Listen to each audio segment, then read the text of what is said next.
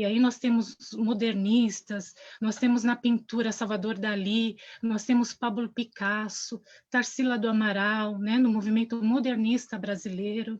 Na literatura nós temos James Joyce, Franz Kafka, Lígia Fagundes Telles, que também nós vamos posteriormente conversar um pouquinho sobre ela. Enfim, e literatura poesia, nós temos o grande Mayakovsky, Pablo Neruda, Mário de Andrade. Então, ela viveu dentro de um contexto histórico muito marcante, e um contexto histórico que teve como repercussão grandes artistas mundiais, né? E talvez pela insegurança, pelos problemas, essa criatividade, ela aflorou muito grande no século XX. Nós tivemos grandes artistas que fizeram parte desse século, e Clarice Lispector é uma delas, né? A Clarice mistura a expectativa e a realidade, né? Ela faz parte da terceira fase modernista dos escritores e dos pintores brasileiros, né? O que é a literatura da Clarice Lispector? A literatura dela é uma literatura intimista. Existe uma sondagem psicológica, existe uma introspecção. O que seria isso? A introspecção é quando eu não sei quem eu sou, e eu o tempo todo estou buscando saber.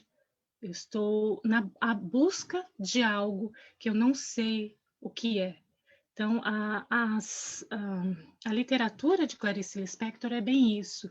Aliás, o seu primeiro livro, Perto do Coração Selvagem, é um livro extremamente sentimental, introspectivo, e quando ela foi perguntada sobre a questão da maioria das pessoas não compreenderem esse livro, ela disse que o problema não era as palavras do livro, ou que as pessoas não tinham compreensão ou raciocínio para fazer esse livro, para entender esse livro. O problema é que as pessoas buscavam entender esse livro a partir do raciocínio lógico, e o que ela escrevia era mais profundo. A pessoa precisava se entregar às emoções, a introspecção, e por isso que as pessoas não conseguiam entender a sua obra, no caso ela falando dessa primeira obra, Perto do Coração Selvagem. 100 anos de Clarice, vamos ver a linha do tempo. Então, em 1920 ela nasce na Ucrânia, chega no Brasil em 1922, logo depois ela tem a perda da mãe, em 1930, 35 ela muda já adolescente do Nordeste do Brasil, ela vivia entre Maceió, Recife, e depois, em 1935, seu pai decide ir ao Rio de Janeiro, buscando uma melhor oportunidade de vida, já que a cidade era maior. Em 1939, ela ingressa na Faculdade de Direito da Universidade Federal do Rio de Janeiro, lembrando um pouquinho a vocês que Clarice, logo depois que ela já foi alfabetizada, né, com 7 anos de idade, ela já iniciou seu processo de escrita. Então, ela já escrevia. E quando ela chegou à adolescência, esse processo continuou mais forte, e ela chegava até revistas, mostrava, jornais, mostrava os seus contos, o que ela escrevia, e com uma timidez, que ela diz, né, uma timidez ousada, ela oferecia aqueles contos para que eles fossem publicados, né? Bom, voltando aí, em 1940, seu pai morre, e ela lança em 1943 o seu primeiro livro. Cansada já do seu trabalho em escritórios, ela lança seu primeiro livro, Perto do Coração Selvagem. Em 1959, então, logo depois que ela lançou o livro, no mesmo ano, ela casa-se com um diplomata, e que era também estudante, junto com ela de Direito. Aliás, eles se formam no mesmo ano, e vão para fora do Brasil, mas ela resolve voltar, então, para o Brasil, se separando, então, do seu marido, em 1959, e em 1966 ela sobrevive a um incêndio em sua casa, Ela deixou um cigarro aceso, acabou se queimando e ficou algum tempo internada, quase perdeu a mão. E aos 56 anos morre Clarice Lispector. O que ela nos deixou, né? Ela foi naturalizada brasileira somente em 1943. Isso porque ela precisava ter uma nacionalidade brasileira para casar com seu marido diplomata, que não se permitia o casamento dele com um estrangeiro naquela época, e por isso ela precisou fazer a sua naturalização brasileira.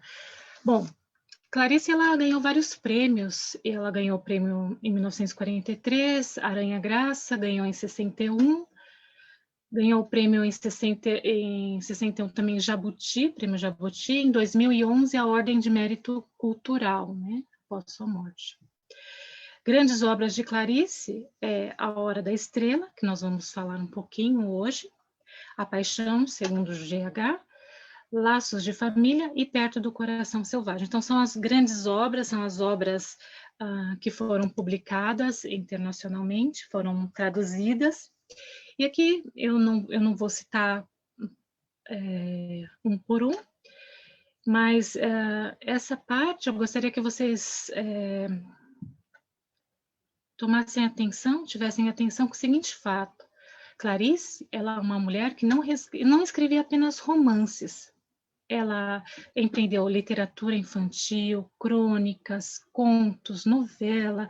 Ela fez artigos para jornais. Então, ela era uma escritora sem ser escritora, porque perguntavam para ela se considerava escritora e ela dizia que não.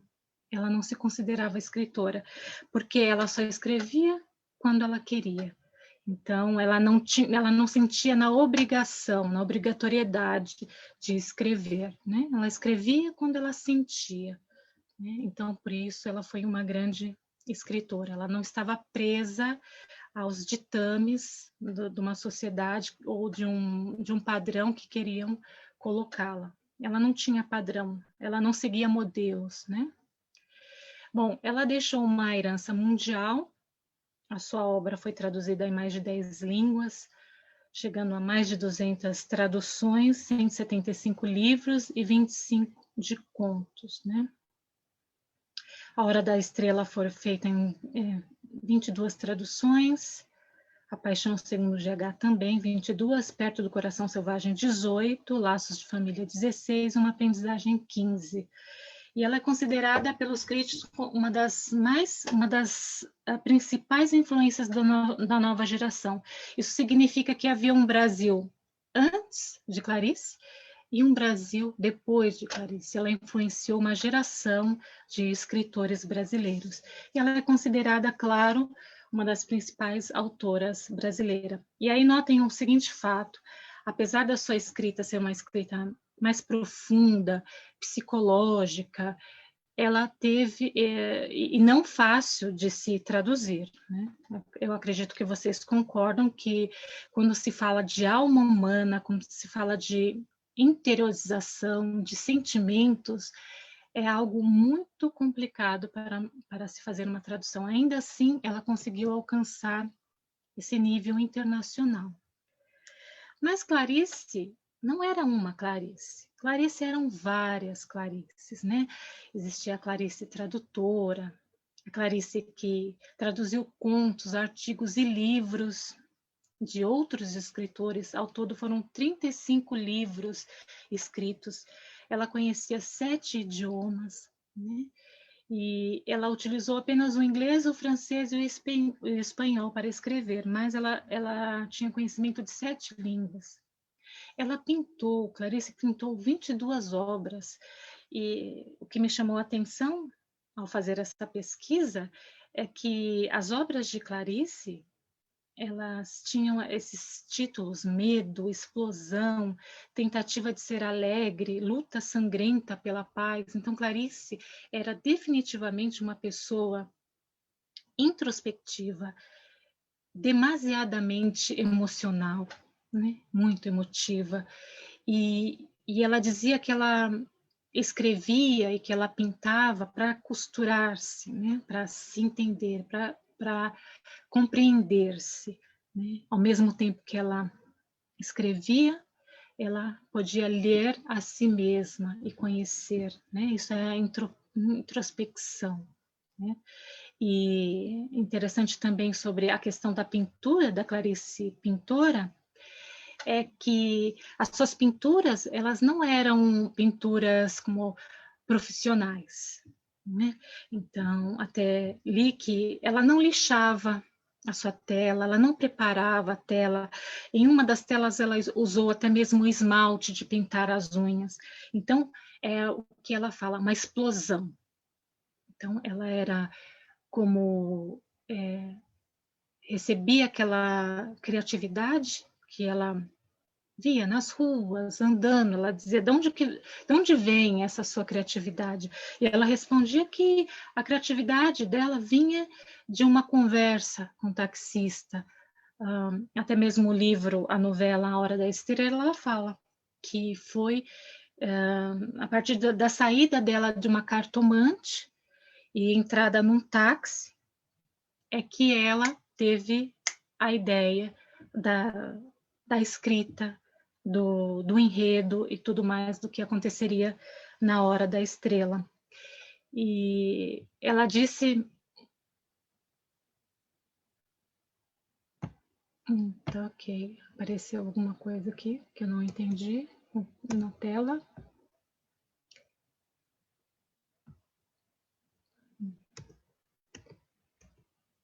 Tá, vamos voltar lá.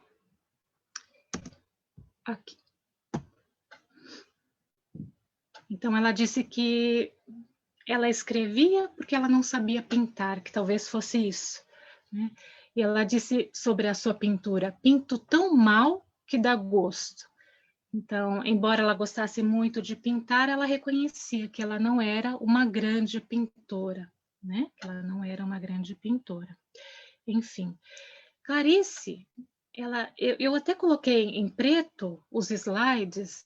Geralmente eu coloco todos coloridos. Quem já viu outras palestras minhas sabe que eu gosto muito de deixar bem colorido. Mas essa a escuridão desses slides, desses tons cinzas e negros, são exatamente de propósito. Por quê? Porque Clarice era uma mulher não obscura, mas ela era uma mulher de suspense. Era uma mulher dotada de um senso de mistério. Era muito misteriosa. E algumas entrevistas que ela dava, durante a pergunta, ela dava pausas longas.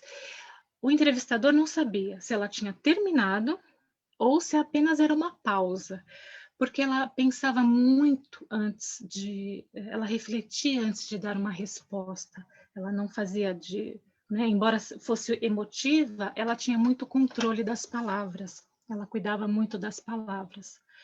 E ela foi por esse mistério, uma beleza misteriosa que tinha. Ela foi a musa inspiradora de muitos artistas, né? E aqui alguns quadros que foram pintados por ela, eu não separei, mas vocês podem buscar, depois eu deixo disponível para o centro esse slide, vocês podem buscar aí, se for de interesse, os artistas que pintaram e também as obras que pintaram de Clarice, e as obras que ela mesma pintou. Então, ela era uma ebulição criativa, né? Ela não estava presa a modelo, como eu falei, e esse fato de não estar presa a modelos pré-estabelecidos é o que fazia a sua liberdade, a sua originalidade, a sua inovação. Então, quando você não se prende ao modelo, e quando você julga que você não sabe nada, então você ousa mais, você experimenta mais, né? Vive mais, por que não dizer assim, né? Agora, o que a gente pode entender da obra de Clarice, que ela era uma pessoa que ela não estava satisfeita com essa posição, ela queria sempre mais, né? E ela causava estranheza e mal-estar ao mesmo tempo. Por quê? Porque ao ler o livro de Clarice, você é obrigado a pensar em si mesmo. Então, quando você lê A Hora da Estrela e você vê lá os temas que foram colocados, você sente uma obrigatoriedade de pensar, e eu? Como eu penso a respeito deste tema? Por exemplo, sobre o machismo, sobre a questão da religiosidade, sobre vários aspectos que ela coloca no seu livro e ela como costura isso dentro dela e ela faz com que o leitor também reflita, né? Então causa uma estranheza. Agora, resumindo Clarice por Clarice, em 2 frases, ela disse: não sou profissional, só escrevo quando quero. Faço questão de não ser profissional para manter a minha liberdade. Isso deixa bem claro quem era ela. Caótica, intensa e fora da realidade da vida. Timidez ousada. Então, é assim que ela se via. E, embora escrevesse muito, ela era muito tímida, mas de uma timidez ousada, que ela não deixava de falar quando ela deveria, né, quando devia falar. Bom, terminando aí um pouco sobre essa retrospectiva, sobre Clarice, quem foi Clarice, não entramos, claro, em detalhes pessoais da vida, ou por que ela se separou do marido diplomata, ou, enfim, o que aconteceu com seus 2 filhos, isso, né, não nos convém nesse caso. Mas situá-la numa geração de inovadores, de pessoas que, dentro do modernismo, procuraram mostrar uma nova face, a nova realidade, a realidade da vida, não aquele conto de fadas, aquela vida perfeita, mas mostrar a vida assim como ela é. Mostrar nos seus textos, nos seus livros, a realidade e fazer com que nós, através dos seus textos, possamos refletir, talvez nos tornar pessoas melhores, ou talvez pensar da onde ela tirou essas ideias, ou seja, nós somos livres para termos o pensamento que queremos, né? Mas Clarice Lispector, ela fez história e deixou história, e a sua última obra é uma obra que eu gostaria de mencionar, porque eu tenho mencionar e analisar um pouquinho, dar um início a uma análise, na verdade, dessa obra, porque é uma obra minha de cabeceira. Ou seja, é uma obra que eu tenho comigo, que eu releio, leio e releio, e sempre encontro algo novo da Clarice, algo novo do Rodrigo, que é o seu protagonista, um dos protagonistas da história, enfim. E é sobre essa obra que a gente vai falar agora, né? A Hora da Estrela. Então, A Hora da Estrela, sua última obra, é considerada uma novela porque ela tem poucos elementos e poucos personagens, né? Então, ela não é um romance, por assim dizer, porque um romance precisa de muitos fatos acontecendo, e A Hora da Estrela, não, né? E a questão dos poucos personagens também. Mas à frente a gente vai falar um pouquinho dos personagens. Então, ela entra na linha de pensamento estética, filosófica e social. Existe aí uma crítica social, existe uma questão filosófica referente ao existencialismo, né? Dentro da obra existe uma questão estética modernista, no sentido de que Clarice, ela não respeita muito as vírgulas, a sintaxe fica meio complicada, mas por quê? Porque é proposital, né? Ela faz isso propositalmente, ela quer dar um novo ritmo à leitura do texto, então ela faz isso propositalmente. A linguagem é simples e coloquial. Pontuação livre, existem os erros propositais, conforme eu já falei. Existe a intertextualidade, o que seria isso? Diálogo entre textos. Então, ela usa algumas frases, que são frases famosas de alguns escritores, por exemplo, de Manuel Bandeira, de Euclides da Cunha e de Machado de Assis, né?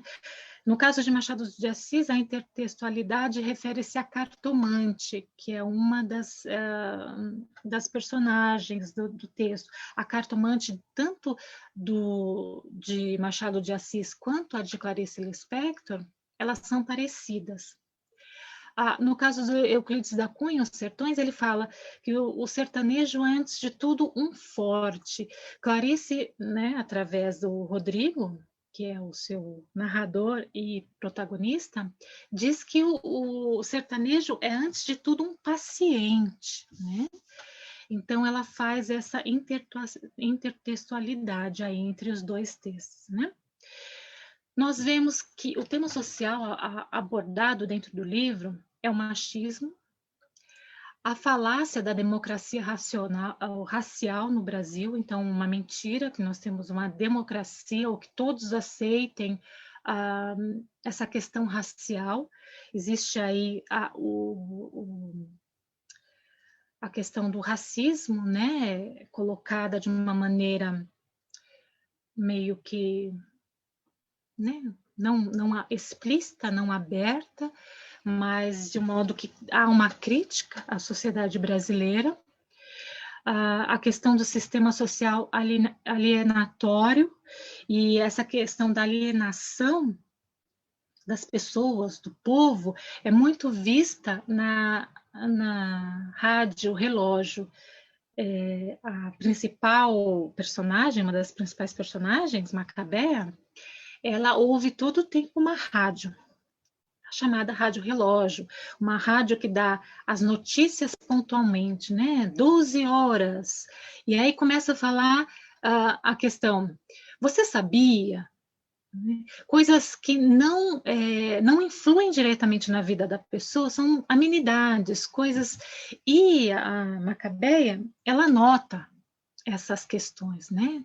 Você sabia que o elefante tal é o maior animal, né? Faz essas palavras, essas informações que não ajudam em nada o indivíduo. E Macabeia acha que isso é cultura, né? Saber essas coisas. E ela vive numa alienação e ela anota para ter o que falar, né? Ela anota essas questões para ter o que falar, porque ela é muito pobre de palavras, né? Uma pessoa que não estudou, enfim. E aí nós temos essa crítica ao sistema social alienatório, né? E o local de passagem é o Rio de Janeiro. O tempo é linear, né? Aliás, ele é não linear, ele é cronológico, mas não linear. Ou seja, durante as passagens, o narrador, que é Rodrigo, que na verdade é um pseudônimo, Clarice inventa esse narrador, homem, Rodrigo, e ele, ao mesmo tempo que ele participa da história, ele conta a sua história dentro e intercalando com a história da Macabeia, né? Então nós temos aí um retorno, sempre Rodrigo sempre falando de Macabeia, ele volta ao passado de Macabeia, e ele volta ao presente, ele volta à vida dele, e nós temos um tempo cronológico, ele passa, mas ele não é linear, né? As ações não acontecem linearmente. Bom, e aí a gente tem que abrir aspas para esse narrador, né, Rodrigo. Rodrigo SM. E por que SM? Então, alguma das explicações de SM seria que ele é um narrador que é masculino, porque é uma ironia de Clarice Lispector, quando ela cria esse narrador masculino, homem, né? Ela coloca SM como nos dicionários, né? Substantivo masculino. Então, isso para ressaltar, ele é um homem, porque Clarice recebeu durante toda a sua vida muitas críticas por ser uma mulher que queria escrever. E se nós olharmos os maiores escritores do século XX, nós vamos ver homens, homem, homem, homem, homem, né? Não aparecem mulheres as maiores escritoras. Então, esse mundo da escrita, ele é um mundo tomado por homens, um mundo rodeado por homens. E por isso, e por suas críticas que ela escreve por mulheres e para mulheres, essa crítica que ela recebe, ela faz então essa ironia. Ela constrói um narrador, e esse narrador ela coloca SM, substantivo masculino, já para ressaltar que é um homem. E, em dado momento, o machismo apresenta-se no livro na seguinte frase de Rodrigo.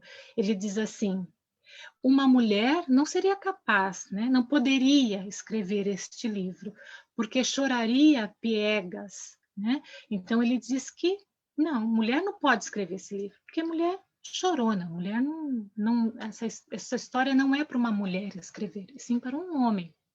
Então, aí a gente encontra também o machismo. E aí o Rodrigo, ele trabalha em dois planos. Primeira pessoa, quando ele fala dele, quando ele fala da vida dele, que ele poderia ter sido e não foi, também aí remetendo a um outro texto, né? O texto lá de pneumotórax, né? Então ele fala, podia ter sido e não foi. E quando ele fala em terceira pessoa do passado de Macabeia, quando ele está contando a história de Macabeia.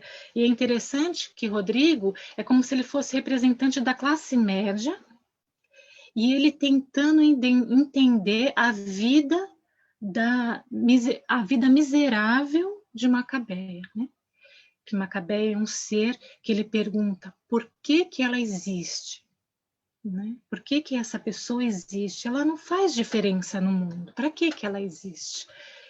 Então, ele, embora ele seja também um narrador onisciente, que critica o tempo todo, que ele sabe a vida de Macabeia, ele sabe do que ela viveu, ele sabe o que ela passou, ele critica muito, mas ele, embora ele se julgue onisciente, porque ele fala tudo, ao mesmo tempo, ele omite certas informações, como que se quisesse dividir com o leitor a responsabilidade por aquilo que acontece com Macabeia. Então, por exemplo, quando ela faz exames para saber se estava com tuberculose, e ele questiona, será que ela tinha tuberculose? Né? Então, ele deixa, embora ele soubesse, porque ele é onisciente, ele deixa a questão mais para o leitor também ter que decidir, né? E aí nós temos a história, o enredo em 3 planos, né? A história de Rodrigo, onde ele conta os seus dramas pessoais. A narrativa de Rodrigo, quando ele conta a história de Macabeia. E aí a sua angústia. Ele vive angustiado por escrever a história dela. Uma pessoa miserável, uma pessoa que não tem onde cair morta, uma pessoa que ele diz, não, é um cabelo na sopa, né? Não dá vontade de comer, né? Então, ele se sente a angústia de escrever algo que ele não conhece, que é a miséria, que é a questão social envolvida, né? E ele escreve também essa angústia e também a história de Macabeia. Existe a metalinguagem, né? A escrita como autoconhecimento, então Rodrigo, como narrador, ele escreve para entender-se, né? A entender a si mesmo. Ele disse no início do livro, ele diz, estou escrevendo na hora que sou lido. Então, ao mesmo tempo que eu escrevo, é como se eu me conhecesse, sou lido por mim mesmo. Eu escrevo aquilo quem eu sou. E aí nós temos as personagens do livro. Então, esse livro, ele não tem um antagonista. O que é o antagonista? O antagonista é aquele que é contra, né, a protagonista. Mas o que a gente vê? Uma situação antagônica.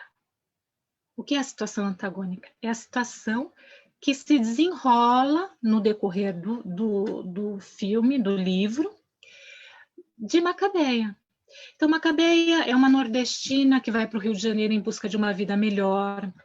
Macabeia é uma analfabeta que ela conseguiu fazer um curso de datilografia, mas que ela vai trabalhar e ela faz tudo errado, ela tem problemas de saúde. Macabeia, ela não sabe o que falar, ela não tem palavras para se explicar. Então, a própria situação da vida da Macabeia é uma situação antagônica. Ela não precisa de um antagonista, né?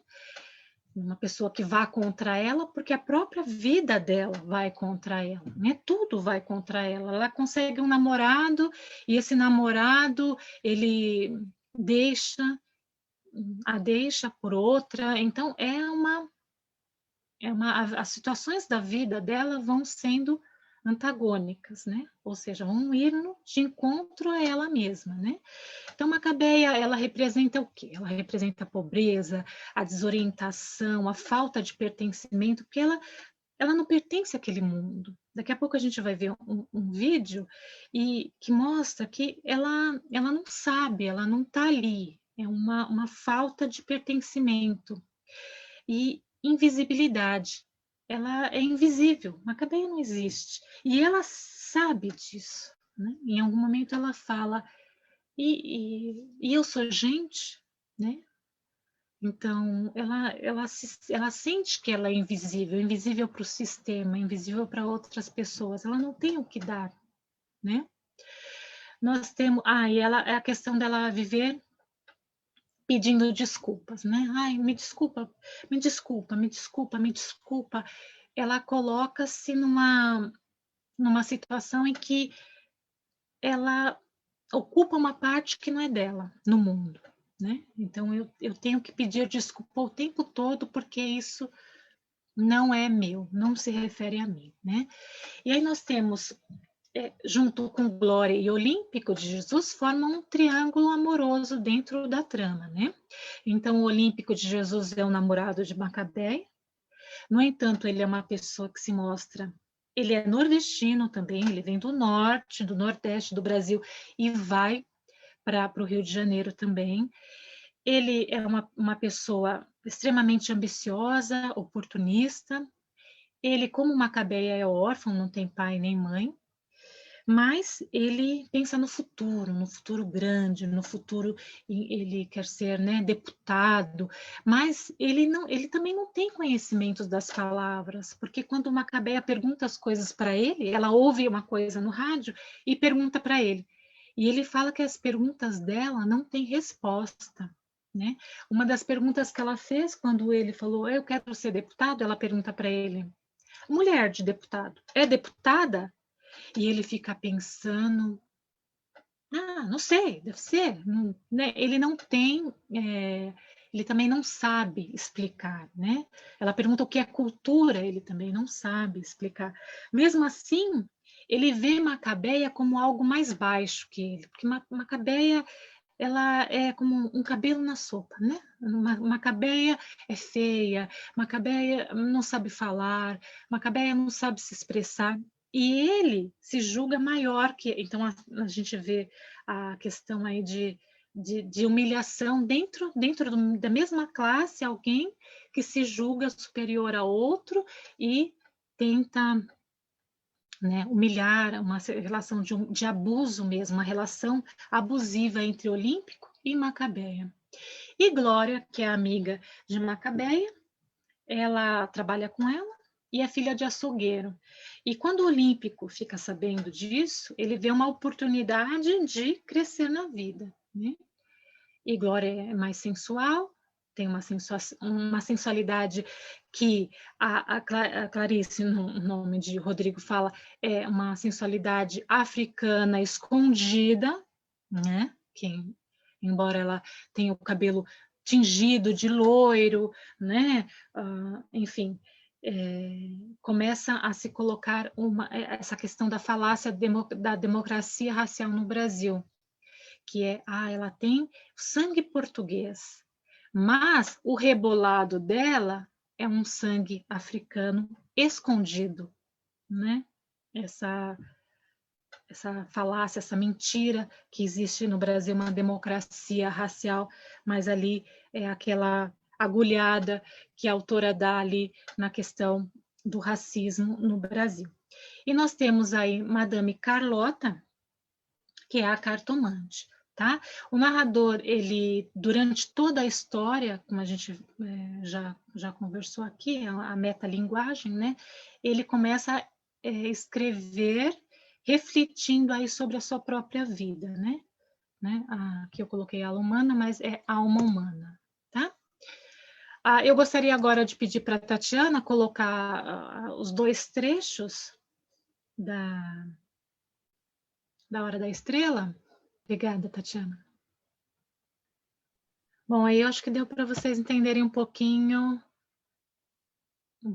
mais sobre a questão da Macabeia, sobre o tipo, quem era Macabeia, né?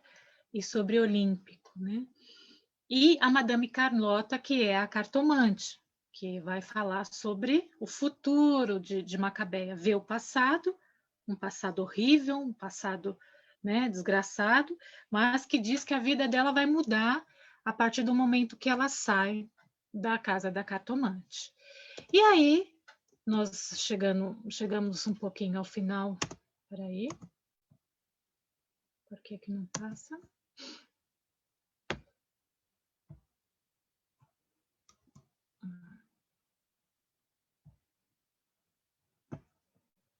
Deixa eu voltar aqui só um minutinho.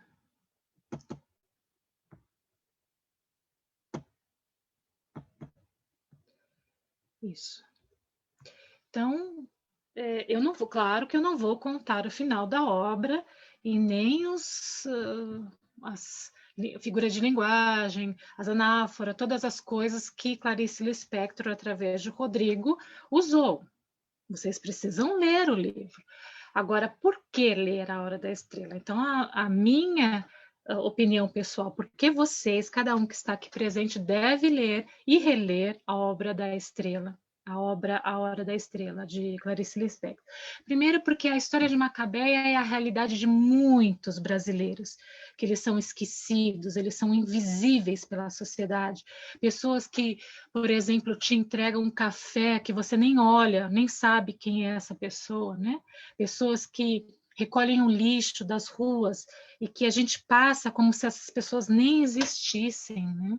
Então, essa questão da invisibilidade que nós temos, de não ver a outra pessoa, então eu acho que vale a pena nós lermos e refletirmos sobre a Macabeia, né?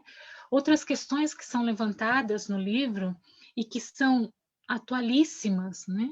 Como a questão do machismo, a questão da alienação social, a falácia da democracia racial no Brasil. Então, são assuntos que são temas que foram falados lá atrás, mas que são muito atuais, são temas que estão sendo debatidos hoje praticamente no mundo inteiro, né?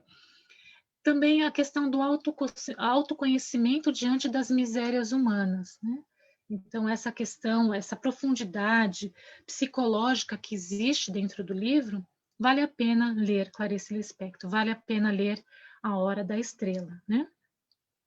E interessante que Rodrigo né, o substantivo masculino lá, ele diz que no começo da história ele narra assim, ó, essa história acontece em estado de emergência e de calamidade pública. Trata-se de um livro inacabado porque lhe falta a resposta. Resposta esta que espero que alguém no mundo me dê. Então ele pede a voz. Vós me deis resposta, né? O leitor, ele conversa muito com o leitor durante a obra. E ele quer respostas. Essa obra está inacabada. E ele pede ao leitor, a você que vai ler essa obra, ou você que já leu, que dê respostas, né, para ele.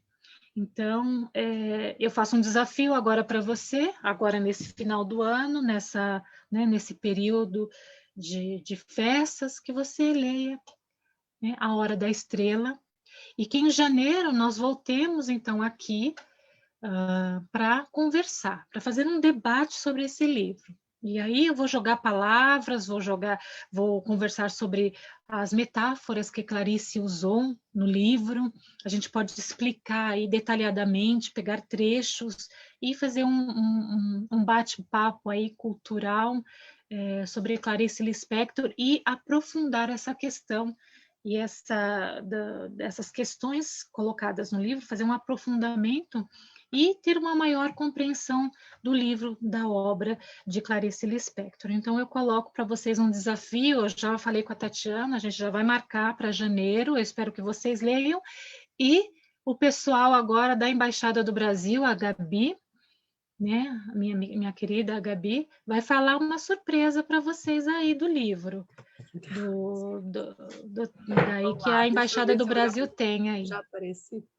Já apareceu. Pode falar, querida. Olá, tudo bom a todos? Muito bom estar aqui com vocês. Estou aqui com a Varvara também. Vem a Varvara, é a nossa assistente do setor cultural. O Álvaro também está com a gente. Daqui a pouco eu vou passar a palavra para ele também. Aliás, bom, já apareceu. Então, agora quem vai falar é o Álvaro. Depois eu mostro aqui. Pode falar? Então tá bom.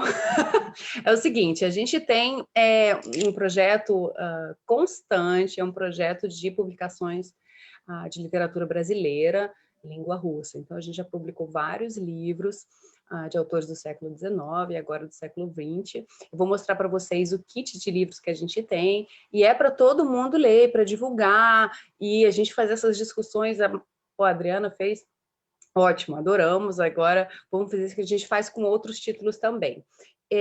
Só um instantinho, eu vou pegar aqui, tá? Eu tô aqui na minha casa. Então, esse é o nosso kit.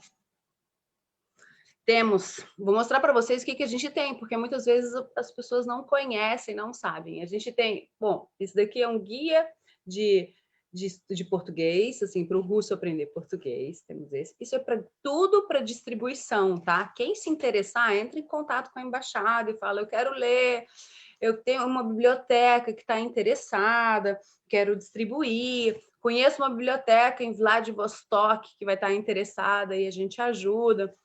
A gente precisa do apoio de vocês. Machado de Assis, Dom Casmurro, provavelmente vocês já conhecem, né? Temos aqui, ó, Lima Barreto. Esse daqui é o Triste Fim de Policarpo Quaresma. É muito bom, é muito bom.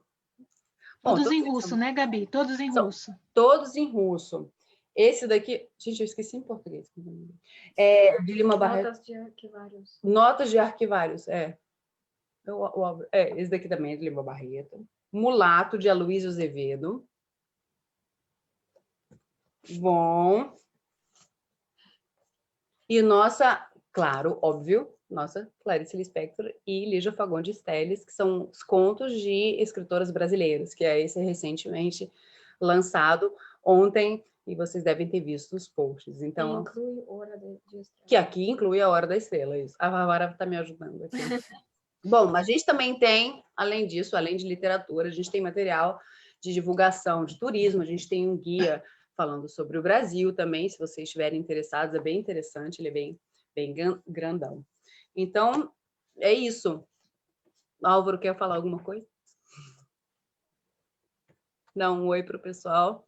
Não, eu queria só agradecer mais uma vez a Adriana, agradecer a Tatiana, do Centro Cultural, toda a equipe do setor cultural, agradecer a presença de todos, são 26 pessoas participando dessa palestra. A gente sabe que nos dias de hoje é tanta atenção, tanta palestra, tanta coisa para a gente assistir, e ter a presença de vocês aqui hoje é muito valoroso. Queria agradecer muito.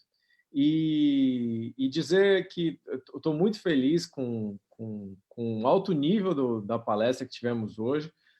Se a Tatiana permitir, se a Adriana permitir, eu gostaria de divulgar isso na Rede Brasil Cultural, que é um site onde pessoas do mundo inteiro procuram conteúdo sobre o Brasil. E quem sabe aí na nossa próxima reunião em janeiro, onde vai ter esse concurso aí, essas perguntas, provocações por parte da Adriana, a gente vai ter um público ainda maior e um debate ainda maior, talvez de diferentes países se encontrando virtualmente. Então, mais uma vez, obrigado a todos, parabéns. Obrigada. Muito obrigada a todos, muito obrigada, Adriana, e agradecemos muito aos representantes da Embaixada do Brasil aqui, a Gabriele Costa Guadagnino, a Álvaro Galvani, a Bárbara, e agradecemos profundamente a sua presença aqui conosco e o seu interesse na nossa palestra e na nossa atividade. E é uma honra e um prazer para nós, na verdade. E, Adriana, muito obrigada mais uma vez. E sim, vamos falar sobre a Clarice e sobre a Hora da Estrela em janeiro, no ano que vem. E nós já falamos um pouco com a Adriana sobre esta obra e eu disse que eu escrevi uma obra sobre o filme e o livro, e é muito interessante. Acho que estes dias livres em janeiro é uma boa possibilidade para ver o filme, para ler o livro, para comparar, para pensar e depois falar sobre tudo. E muito obrigada a todos os presentes. E aqui temos uns comentários aqui no chat. Eu vou ler. Obrigada pela palestra, foi muito interessante. Vou ler esse livro, ótimo. É isso que queremos. Muito obrigada pelo encontro interessante, muito obrigada pela palestra interessante. Muito obrigada mais uma vez a todos. E então, acho que podemos. Só uma pergunta. Será que a gente pode deixar aí no Centro Cultural alguns livros? Porque aí quem quiser pega na embaixada, quem quiser pega no Centro Cultural. Claro. De repente a gente faz esse intercâmbio. Aí, gente, que delícia. Livros brasileiros em russo for sim, free. A nossa biblioteca já tem todos estes livros. E sim, mas podemos divulgar e podemos compartilhar, sim, claro. Sim, de repente alguém teria interesse. Tá bom. Obrigada. Então, acho que podemos terminar. Muito obrigada mais uma vez. E até janeiro. Até janeiro, sim. Até janeiro. Conto com vocês em janeiro. Vamos fazer uma ótima discussão aí. Fica um incentivo. Leiam o livro. Até janeiro. Obrigada. E bom fim de semana para todos. E até já. Tchau. Obrigada. Tchau. Tchau. Obrigada.